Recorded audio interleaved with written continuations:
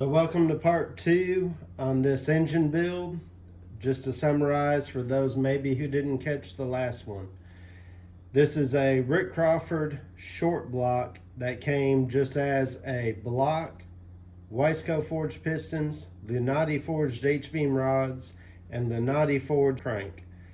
It's going to make 11.2 to 1 compression with these Wiseco pistons and with the 20 thousandths milled Texas Speed LSA heads.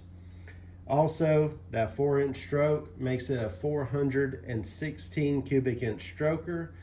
I've already done a whole lot of work to it in the first video, and we also stuffed in a Rick Crawford big stroker cam, 239, 255 on duration.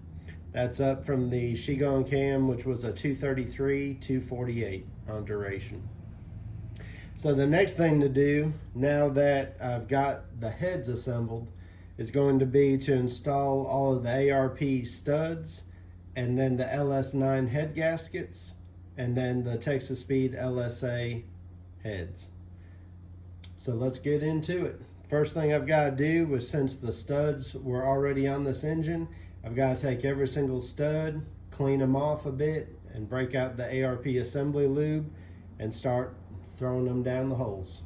I've already used some compressed air and blew it down every single hole. That's something good to do, whether it's an engine that you pulled out and it might have coolant down there, or no matter who you get it from. Any junk down in these holes is going to mess with your studs going in or head bolts, depending on what you're running. And then also, if it traps any liquid down in the bottom, well, now you have the potential for that to expand when the engine heats up and crack the block.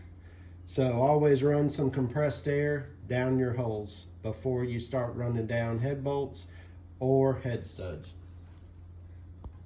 Okay, so per the ARP instructions, the first thing to do is to put on the LS9 head gaskets after we've wiped down the whole block surface with brake and parts cleaner. Then install your LS9 head gaskets. The part number is right here, 12622033. That's the part number for the LS9 head gasket, which I'll be running on this motor. Once you've wiped the block off good with a lint-free rag with brake and parts cleaner, and you don't get any more residue of any junk, any dirt, any oil, any grease, then you can put your LS9 head gaskets on the dowels. They're on the bottom corners. So I've got that on both sides of the engine. Now the next thing to do is to actually set the cylinder head itself on top of the head gasket.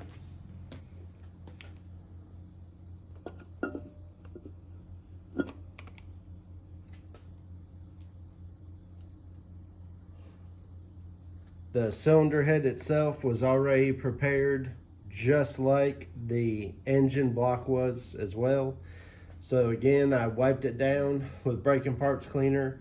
I cleaned them earlier when I assembled them, and I wiped them down again right before installing and left them upside down when I wiped them. And then even when I brought them over here to put them on, I did not touch the bottom of the head, just to make sure it's as clean as possible. So now the cylinder head is on, the next thing to do is to start installing the head studs. Also, while we're here, I'll go ahead and cover the conical comp valve springs is installed in a different video. I'm doing a separate video on the LS head assembly, and just to give you all the details here in this video, these are comp conical single springs with comp titanium retainers made for the conical spring, and then I also have comp locks here. I have standard exhaust valves and I upgraded from what I had previously on the intake valves. I have LS3 hollow stem intake valves, which are also back cut by Rick Crawford. And I weighed these in another video. So I had the Texas Speed dual 660 valve springs with titanium retainers.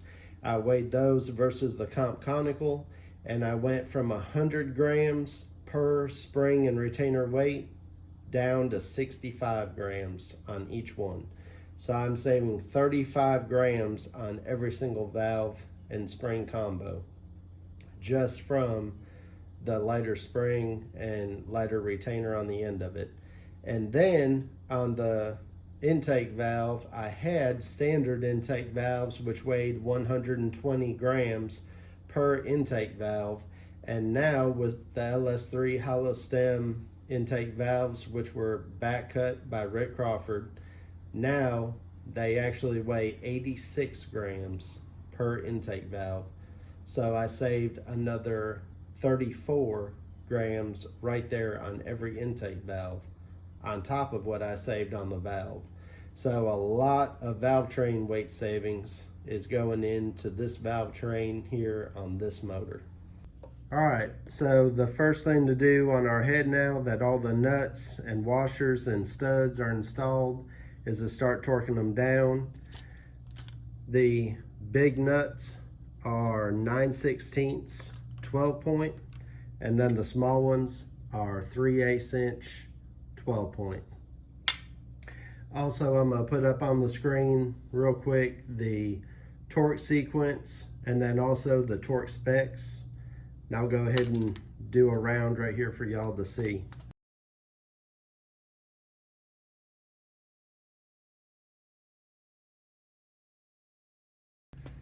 Start at number 1, we're going to 30 foot-pounds.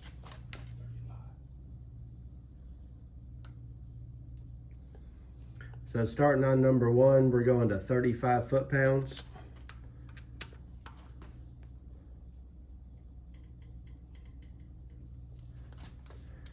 Then number 2.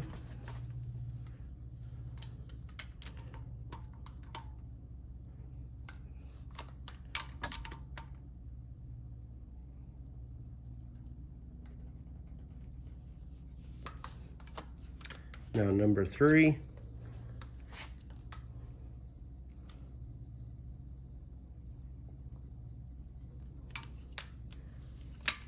Number 4.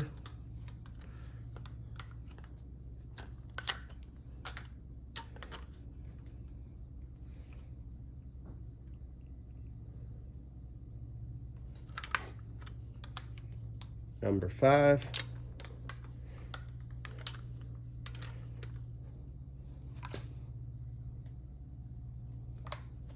Number 6.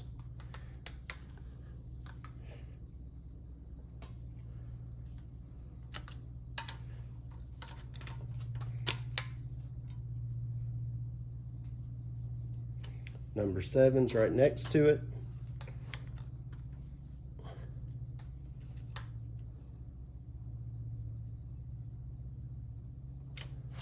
Number 8.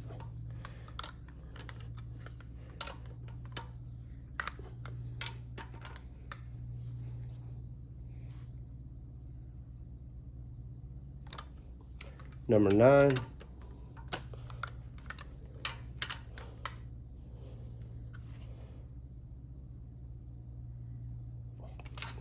Number 10.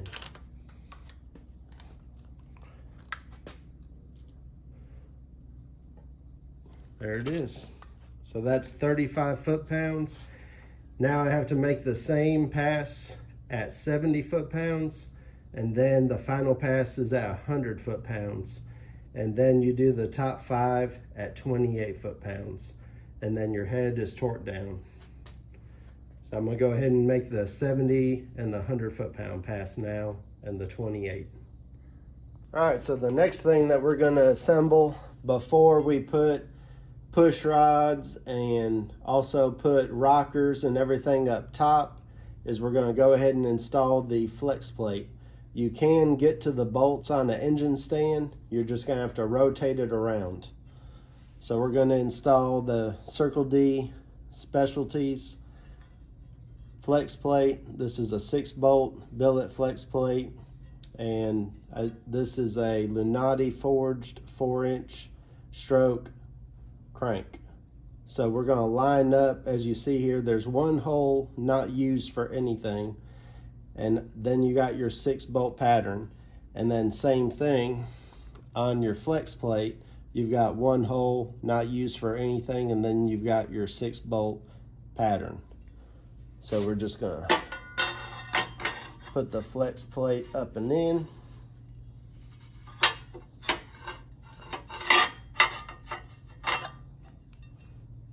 Just like so, and then we're gonna move it around until the bolt holes line up.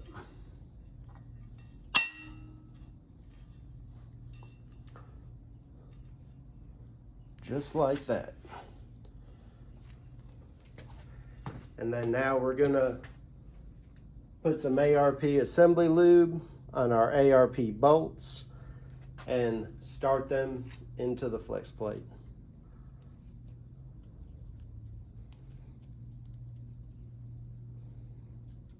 We're just still using some ARP Ultra Torque assembly lube.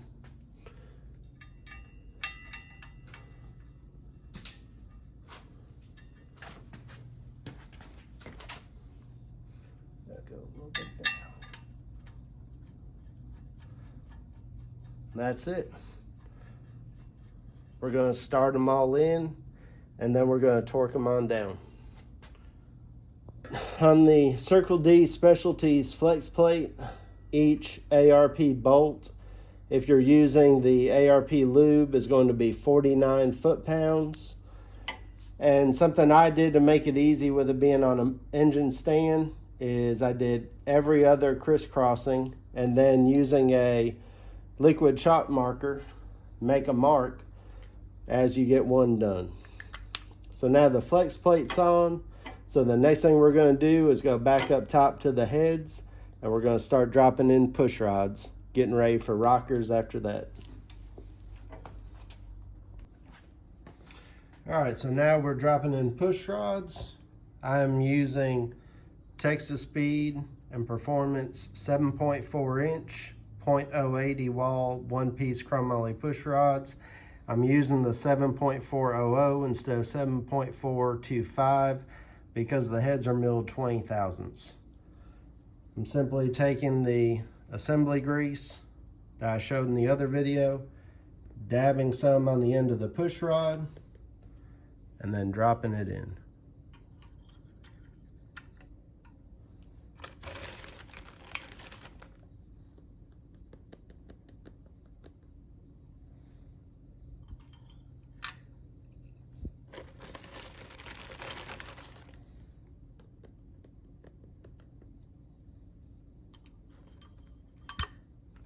All right, I'm going to do that the rest of the way across, and then get set up for putting on the rocker arms and the pedestals. All right, so now we've got all the push rods in. Then you'll take your assembly grease and put a dab of assembly grease on the top of each push rod. And then if you have ported heads like I do, then the bolt that goes down next to the intake port, it actually, you can see the hole of it in the intake port. So to seal that up, you'll take some Permatex thread sealant. It's high temperature as well. And you're just going to add it to these bolts on the rockers. So I'm going to add it to those rocker bolts, and then going to drop in the pedestal and rockers all at once, and then hand start them.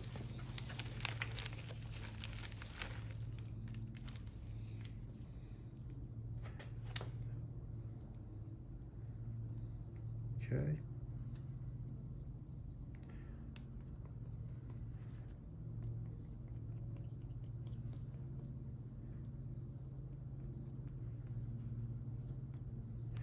Just like that.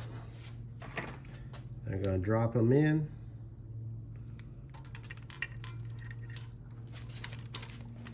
Then you're going to hand start the rocker bolts. make sure that the push rod is in the back of the rocker. And as you tighten it down, make sure it stays over the valve because it's going to set in the pedestal.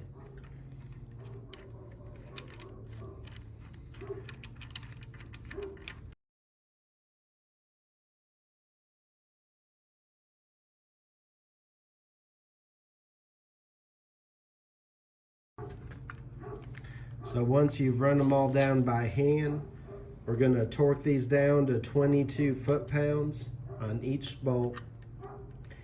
And then some people sometimes just call it good there, but I like to rotate the motor over.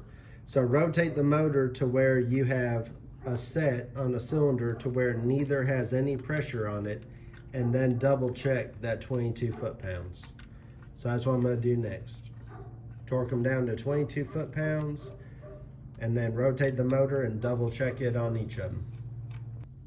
So I went through and I rotated the motor, and as the pressure was off of different rockers as it went through its cycle, I double checked all of the torque on the bolts, and then also you can probably see just a few white chalk marks. I did that on the top of each rocker arm bolt. So I did that as I was going through. So 22 foot-pounds is the factory rating on that. I'm not gonna lie, I sometimes go just a hair over that. I've heard of people, you know, having them come loose and such. So there's also gonna be motor oil on some of these because they came out of the car and they still had a bit of motor oil on the bolt. So I went just a little bit over, just for good measure. They're not gonna break, they can handle it. So that's it for this part. Next, I'm going to take the quart of oil that I've been using to dip parts in, such as like the valve stems and such. I'm gonna pour the rest of the quart over the valve train and also over the rocker arm tips here, over the valves.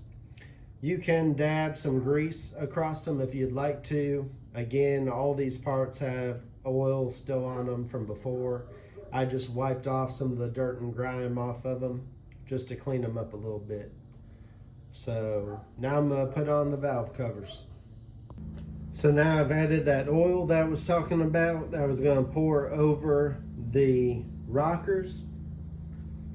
And then the next thing I'm gonna do is wipe off this surface with some braking parts cleaner to make sure it's nice and clean.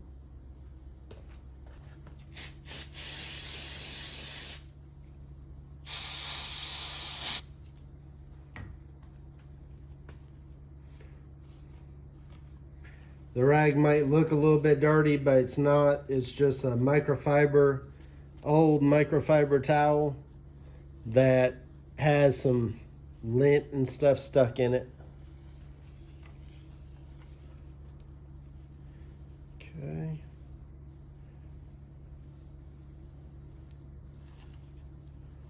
All right, that's nice and clean. Now we're gonna install the valve cover. Just like so. Take our 8mm, get a couple bolts started.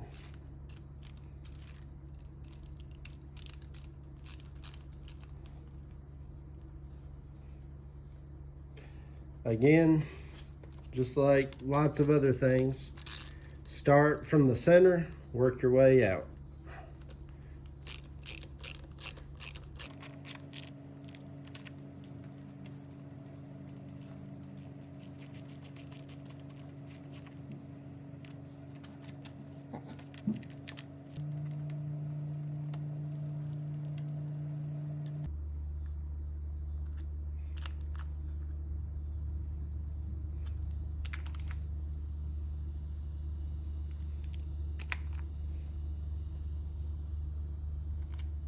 That's it.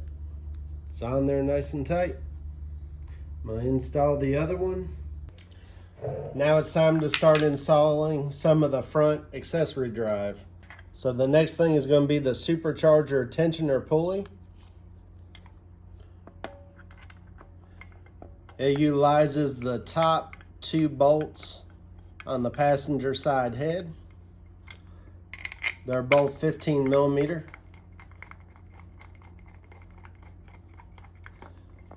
The one behind the pulley here is a pain to get to.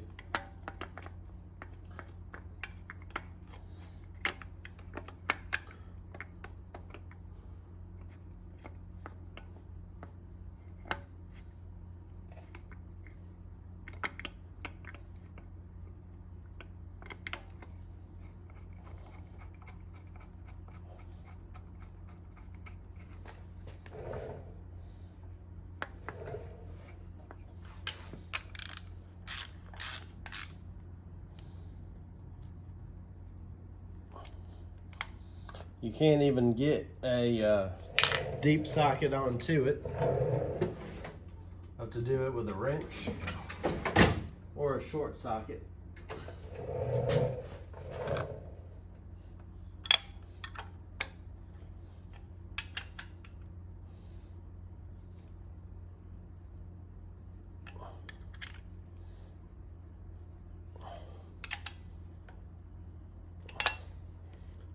All right, that's on there good. All right, next up I'm going to install the steam ports on the front. Make sure your surfaces here where it is going to seat is good and clean. Make sure the bottom is clean. Make sure you got your rubber insert there. I'm just going to tighten this one down here. The one with this extra 90 bend right off of it and bend around this way goes on the passenger side, and the one that is straighter looking goes over here on the driver's side.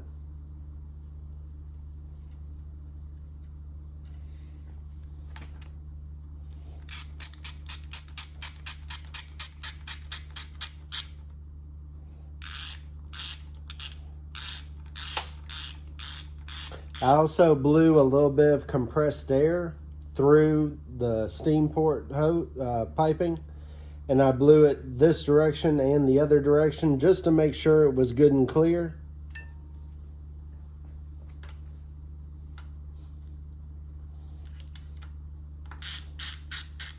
You want to make sure both of them are good and clear so they will vent.